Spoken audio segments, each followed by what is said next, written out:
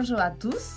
J'ai vu vos travaux, je vous en remercie et je m'aperçois que vous vous êtes bien amusés à faire des mélanges pour créer différentes couleurs que vous avez mis en peinture. Donc, je vous félicite. On va partager tout ça, mais cette histoire de mélanger des choses pour créer des potions m'a fait penser à des sorciers. D'abord, on va partager les travaux que vous aviez fait la semaine passée et après, je vais vous raconter ce qu'on va faire cette semaine. À tout de suite!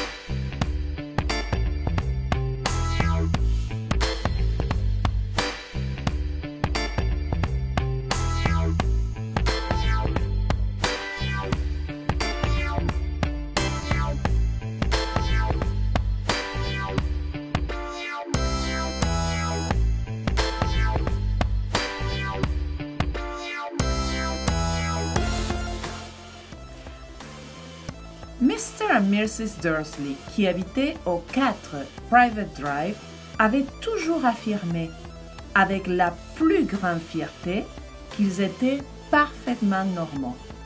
Merci pour eux.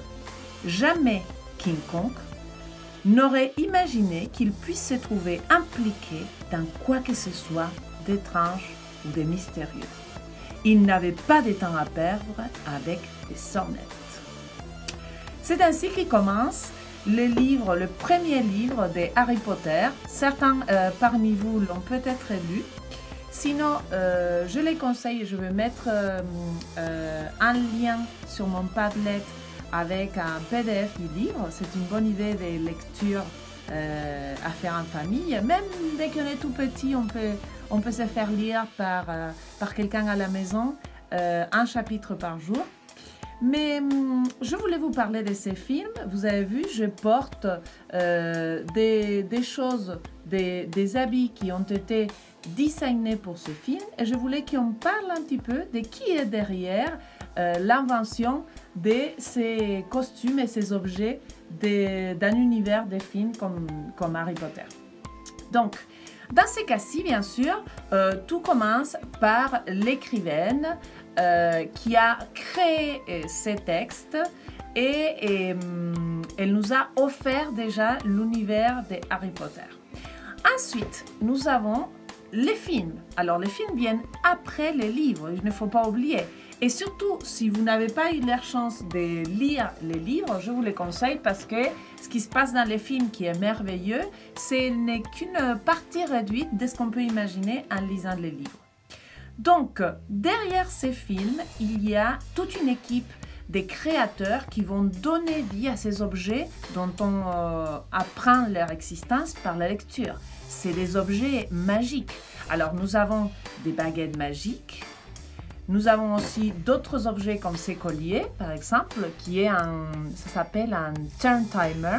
C'est un remonteur du temps qui permet de voyager dans le temps et d'aller en arrière et de vivre deux réalités en même temps. Et donc, je vous disais, derrière tous ces objets, il y a ce qui s'appelle un directeur d'art, un directeur artistique. Dans ce cas-ci, c'est Stuart Craig, aidé d'une importante collaboratrice qui s'appelle Stephanie McMillan, qui ont donné vie à tous ces objets. Alors, Stuart Craig était au début un dessinateur industriel, plutôt tourné vers l'architecture, donc il faisait des dessins des maisons.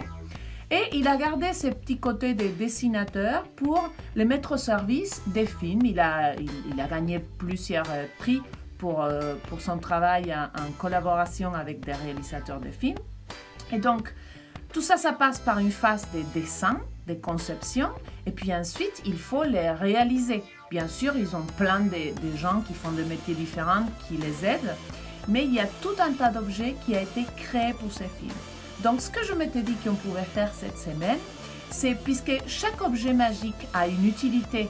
Nous avons parlé du Time Turner, que c'est celui qui me permet en tournant de voyager dans le temps, mais aussi des objets comme une sorte de cape magique. Alors, celle-ci n'est pas tout à fait magique, mais je peux disparaître en dessous. Et l'idée, c'est que vous imaginez un objet magique avec une utilité concrète et que vous les réalisez. Donc d'abord, vous pouvez partir des dessins. On peut dessiner ce qu'on veut créer et ensuite on peut les fabriquer. Pensez à tous les matériaux à nouveau qu'on a disponibles à la maison. Comme l'homme du paléolithique, on va aller chasser dans les armoires et dans les placards, bien sûr toujours avec la permission de vos parents. Donc, vous allez pouvoir utiliser des papiers, des cartons, des bouteilles en plastique, je veux dire.